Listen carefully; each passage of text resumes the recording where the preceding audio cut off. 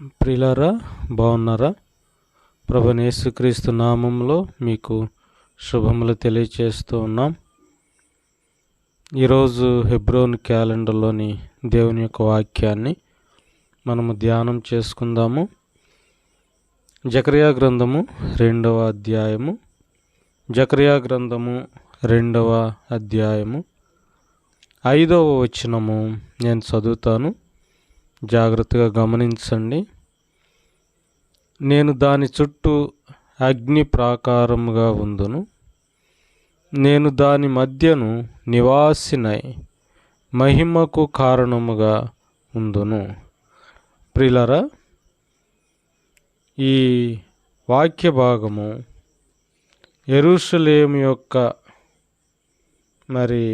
పరిస్థితిని గురించి దేవుడు తెలియచేస్తూ ఉన్నాడు. యెరూషలేము యొక్క పట్టణము, తర్వాత యోధా దేశము దేవునికి విరోధముగా దేవుని యొక్క ఆజ్ఞలను కట్టడలను అనుసరించి నడుచుకోకుండా దేవునికి విరోధముగా నడుచుకున్న కారణము చేత దేవుడు ప్రజలను, ఇశ్రాయేలు ప్రజలను బబులోను దేశానికి, బబులోను రాజుకు, నెబుకద్నెజర్ రాజుకు దేవుడు అప్పగించిన వాడుగా ఉంటున్నాడు. ఎందుకంటే ఇశ్రాయేలీలు అనగా యూదులు చేసినటువంటి పాపాన్ని బట్టి దేవుని యొక్క కోపం, దేవుని యొక్క ఉగ్రత వారి మీదకి వచ్చింది.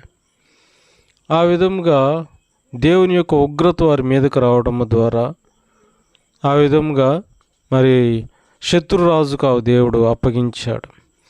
శత్రురాజుకు అప్పగించిన తర్వాత ఈ నెబుకద్నెజరు యూదా దేశంలో ఉన్నటువంటి ప్రజలను, యెరూషలేములో ఉన్నటువంటి ప్రజలను ఏం చేశాడంటే తన దేశానికి అనగా బబులోను దేశానికి చెరగా తీసుకొని పోయాడు. ప్రియులారా, యూదులు ఇశ్రాయేల్ బబులోను దేశంలో చెరగా ఉన్న సమయంలో అక్కడ జకర్యా ఒక ప్రవక్తగా ఉంటూ వచ్చినాడు. ప్రియులారా, ఈ జకర్యాను దేవుడు తన ప్రవక్తగా నియమించుకొని జకర్యా ద్వారా దేవుడు ప్రజలతో ఎన్నో విధాలుగా దేవుడు మాట్లాడుతూ వచ్చాడు. ఆ విధానంలో ఆయన మాట్లాడుతూనే ఇక్కడ ప్రియులారా యెరూషలేము గురించి, తర్వాత యెరూషలేము యొక్క ప్రజలను గురించి దేవుడు మాట్లాడుతూ వచ్చాడు. ఏమని చెప్తున్నాడు ఇక్కడ చదువుకున్నటువంటి వాక్య భాగము? నేను దాని చుట్టూ అగ్ని ప్రాకారముగా ఉందును. ప్రియులారా, యెరూషలేము చుట్టంట దేవుడు ఎలా ఉంటాడు? అగ్ని ప్రాకారముగా ఉంటాడు. అగ్ని ప్రాకారముగా ఉంటాడు. ఎందుకు అంటే తన ప్రజల విషయమై ఆయన ఎంతో ప్రేమ కలిగిన దేవుడుగా, ఎంతో దయగలిగిన వాడుగా ఉండి ప్రజలను కాపాడాలి అనేటువంటి ఉద్దేశంతో యెరూషలేము చుట్టూ అగ్ని ప్రాకారంగా దేవుడు ఉంటూ వచ్చినాడు. ప్రియులారా, ఆ విధంగా దేవుడు తన ప్రజలను కాపాడేవాడుగా ఉంటూ ఉన్నాడు, భద్రం చేసేవాడుగా ఉంటూ ఉన్నాడు. వారు ఒకవేళ దేవునికి విరోధంగా పాపం చేసి ఉండవచ్చు, తర్వాత శత్రురాజు చేతిలో ఓడిపోయి కొన్ని 70 సంవత్సరాల పాటు వారు ఆ విధంగా బానిసత్వంలో ఉండి ఉండవచ్చు. కానీ ప్రియులారా, దేవుని యొక్క హృదయం, దేవుని యొక్క మనస్సు ఎలాంటిదంటే అది ప్రేమ కలిగినటువంటి హృదయముగా మనము చూస్తాం. అయితే దేవుడు ప్రేమ కలిగిన దేవుడు కాబట్టి ప్రజలతో మరలా దేవుడు మాట్లాడుతూ వచ్చినాడు. మిమ్ములను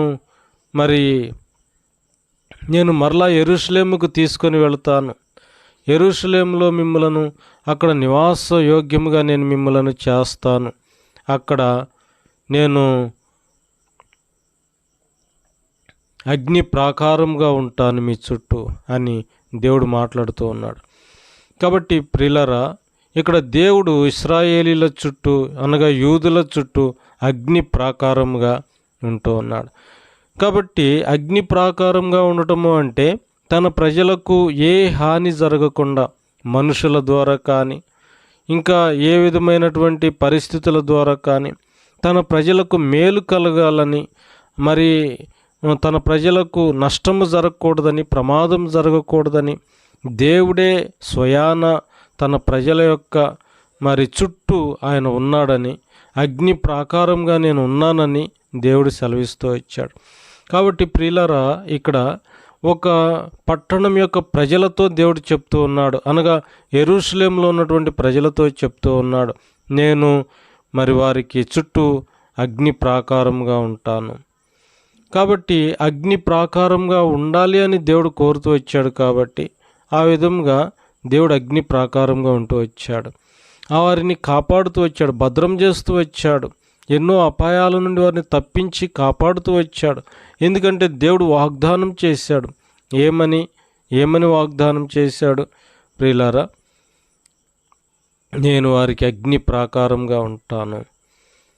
కాబట్టి అగ్ని ప్రాకారంగా ఉండాలని దేవుడు కోరినవాడై ఇశ్రాయేలీల అనగా యూదుల పక్షంగా దేవుడు కార్యము చేస్తూ వచ్చాడు. అంతేకాదు ప్రియులారా, మరి బైబిల్ గ్రంథంలో ఇంకా ఇద్దరు వ్యక్తిగతముగా మరి దేవుడు అగ్ని ప్రాకారంగా ఉండి వారిని కాపాడుతూ వచ్చాడు. మొట్టమొదట ఎవరు అంటే యోబు తన కుటుంబము చుట్టూ, తన కుటుంబము చుట్టూ అనగా తనకు కలిగినటువంటి దాని చుట్టూ, తనకు కలిగిన సమస్తము చుట్టూ ఆయన అగ్ని ప్రాకారంగా ఉండి వారిని కాపాడుతూ వచ్చాడు. కాబట్టి ప్రియులారా, శత్రువు సాతాను ఎన్నోసార్లు మరి వారిని యోబుకు ఆటంకం కలుగచేయాలని, ప్రమాదం కలుగచేయాలని ఎన్నో విధాలుగా ప్రయత్నం చేస్తూ వచ్చాడు. కానీ ప్రియులారా, ఏ హాని చేయలేకపోయాడు. యోబుకు సాతాను ఏ హాని కూడా చేయలేకపోయాడు. దానికి కారణం ఏమిటంటే దేవుడే మరి యోబు చుట్టూ అగ్ని ప్రాకారంగా ఉంటూ వచ్చినాడు. కాబట్టి ప్రియులారా, సాతాను శత్రువు దేవుని యొక్క అనుమతి లేకుండా ఏ విశ్వాసిని కావచ్చు, ఏ విశ్వాసి యొక్క కుటుంబాన్ని కావచ్చు, మరి వారికి ప్రమాదము కలుగచేయటం లేకపోతే నష్టపరచటం అనేది అసాధ్యం. అది అపవాది వలన కాదు. కాబట్టి ప్రియులారా, దేవుడు చెప్తున్నాడు, యెరూషలేము చుట్టూ నేనే వారికి అగ్ని ప్రాకారంగా ఉంటాను. ఇంకా దేవుడే అగ్ని ప్రాకారంగా మరి యెరూషలేము చుట్టూ ఉంటే ఇంకా ఎవరు యెరూషలేమును పాడు చేయగలుగుతారు? ఎవరు యెరూషలేమును మరి నష్టపరచగలుగుతారు? చూశారా ప్రియులారా? కాబట్టి అది అసాధ్యం.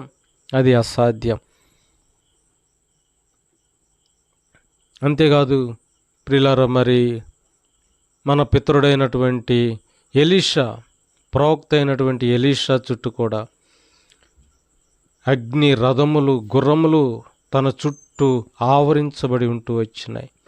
ఆ విధంగా ఆవరించబడినటువంటి ఎలీషా చుట్టూ అగ్ని ప్రాకారంగా ఉంటే ప్రియులారా, తనను పట్టుకోవటానికి అనగా ప్రవక్త అయినటువంటి ఎలీషాను పట్టుకోవటానికి సిరియా రాజు సైన్యాన్ని పంపిస్తూ వచ్చాడు. కానీ ఆ సైన్యము తనకు ఏ హాని చేయలేకపోతూ వచ్చింది. చూసారా ప్రియులారా, మరి వారి కన్నులు మోయబడినవిగా ఉండి వారు ఏది తెలుసుకోలేని వారుగా ఉండి రాజు దగ్గరకు నడిపించబడుతూ వచ్చారు. ఎలీషా చేత రాజు దగ్గరకు నడిపించబడుతూ వచ్చారు. అప్పుడు వారి కనులు తెరవబడినప్పుడు వారు రాజు దగ్గర ఉన్నారని వారు చూసి భయపడిపోతూ వచ్చారు. కాబట్టి ప్రియులారా, ఎలీషాను కూడా దేవుడు ప్రాకారంగా, అగ్ని ప్రాకారంగా ఉండిన కారణము చేత ఎలీషాను కూడా శత్రువు ఏ హాని చేయలేకపోతూ వచ్చాడు. కాబట్టి ప్రియులారా, దేవుడు ఒక మనిషి కావచ్చు, ఒక కుటుంబం చుట్టూ కావచ్చు, తర్వాత ఒక పట్టణము చుట్టూ కావచ్చు, దేవుడు అగ్ని ప్రాకారంగా ఉంటే ఆ వ్యక్తికి కానీ, ఆ కుటుంబానికి కానీ, ఆ పట్టణానికి కానీ ప్రమాదము జరగటం అసాధ్యం. మరి శత్రువు వారి మీద దాడి చేయటం అసాధ్యం. ఎందుకంటే బైబిల్ గ్రంథం అలా చెబుతుంది. చూశారా ప్రియులారా? కాబట్టి నీవు నిజంగా రక్షించబడి మారు మనసు పొందినవాడు అయితే, అయ్యా అమ్మ, సహోదరుడా, సహోదరి, మరి నీవు దేనికి భయపడుతూ ఉన్నావు? శత్రువుకు భయపడుతూ ఉన్నావా? అనేక విధాలుగా మరి అయ్యో, మరి వీరు నాకు విరోధంగా ఉన్నారు, ఈ మనుషులు నన్ను నష్టపరచాలని చూస్తున్నారు, నన్ను ప్రమాదం పాలు చేయాలని చూస్తున్నారు అని భయపడుతూ ఉన్నావా? ప్రియులారా, దేవుడు నీకు ఒక వాగ్దానం చేస్తున్నాడు. యెరూషలేము చుట్టూ ఏ విధంగా అగ్ని ప్రాకారంగా దేవుడు ఉంటానని చెప్పాడో, నీ చుట్టూ నా చుట్టూ కూడా దేవుడు ఆ విధంగా అగ్ని ప్రాకారంగా ఉండగలడు. అగ్ని ప్రాకారంగా ఉండగలడు. నిన్ను నన్ను ఆయన కాపాడగలడు, భద్రపరచగలడు. కాబట్టి దేవుడు అగ్ని ప్రాకారంగా ఉండి కాపాడుతానని దేవుడు సెలవిస్తూ ఉన్నాడు, తెలియచేస్తున్నాడు. రెండవదిగా అదే వచనంలో రెండవ భాగము, నేను దాని మధ్యను నివాసినై మహిమకు కారణముగా ఉందును. ప్రియులారా, రెండవ మాట ఏం చెప్తున్నాడంటే, నేను దాని మధ్యను నివాసము చేస్తా. చూసారా, దేవుడు తన ప్రజల మధ్య నివాసము చేయాలని ఆయన ఎంతగానో కోరుకుంటూ వచ్చాడు. ఆనాడు మరి ఇశ్రాయేలీలు ఐగుప్తులో నుండి బయటకు వచ్చి మరి అరణ్యంలో వారు నడుచుకుంటూ కనాను దేశానికి వచ్చే సమయంలో దేవుడు అన్నాడు, నేను వారి మధ్య నివాసము చేయనట్లుగా నాకు ఒక మరి ప్రత్యక్షపు గుడారమును కట్టాలని మరి దేవుడు సెలవిస్తూ వచ్చాడు, మోషేకు తెలియజేస్తూ వచ్చాడు. చూశారా ప్రియులారా, దేవుడు తన ప్రజల మధ్య నివాసము చేయాలని కోరుతున్నాడు. నేను వారి మధ్య నివాసము చేయనట్లుగా అని చెప్తూ ఉన్నాడు. కాబట్టి దేవుడు మన మధ్య నివాసము చేస్తున్నాడు. క్రొత్త నిబంధనలోకి వచ్చేసరికి మరి 1 యోహాను పత్రికలో ఏముంది? మీలో ఉన్నవాడు లోకంలో ఉన్నవాని కంటే గొప్పవాడు. ప్రియులారా, ఆయన ఒక వ్యక్తి యొక్క హృదయంలో నివాసము చేయటానికి ఆయన ఇష్టపడుతూ ఉన్నాడు. దేవుడు ఒక మనిషి యొక్క హృదయంలో నివాసము చేయటానికి ఇష్టపడుతున్నాడు. ఒక కుటుంబంలో ఉండాలని కోరుతున్నాడు. ఒక సమాజంలో, సంఘంలో ఆయన నివాసము చేయాలని కోరుతున్నాడు. కాబట్టి ప్రియులారా, దేవుడు అంటున్నాడు, నేను దాని మధ్యను నివాసినై మహిమకు కారణంగా ఉందను. కాబట్టి దేవుడు నీలో నాలో నివాసము చేస్తాడు. అంతేకాదు, మన కుటుంబంలో కూడా నివాసము చేయాలని కోరుతూ ఉన్నాడు. మన సంఘంలో, సమాజంలో కూడా దేవుడు నివాసము చేయాలని కోరుతున్నాడు. కాబట్టి దేవుడు నివాసము చేస్తూ ఉన్నప్పుడు ఆ పట్టణానికి కానీ, ఆ వ్యక్తికి కానీ, ఆ కుటుంబానికి కానీ మహిమ కలుగుతుంది. చూసారా, మహిమ కలుగుతుంది. నేను మహిమకు కారణంగా ఉంటా అని దేవుడే తెలియచేస్తున్నాడు. కాబట్టి ప్రియమైన సహోదరుడా, సహోదరి, దేవుని యొద్ద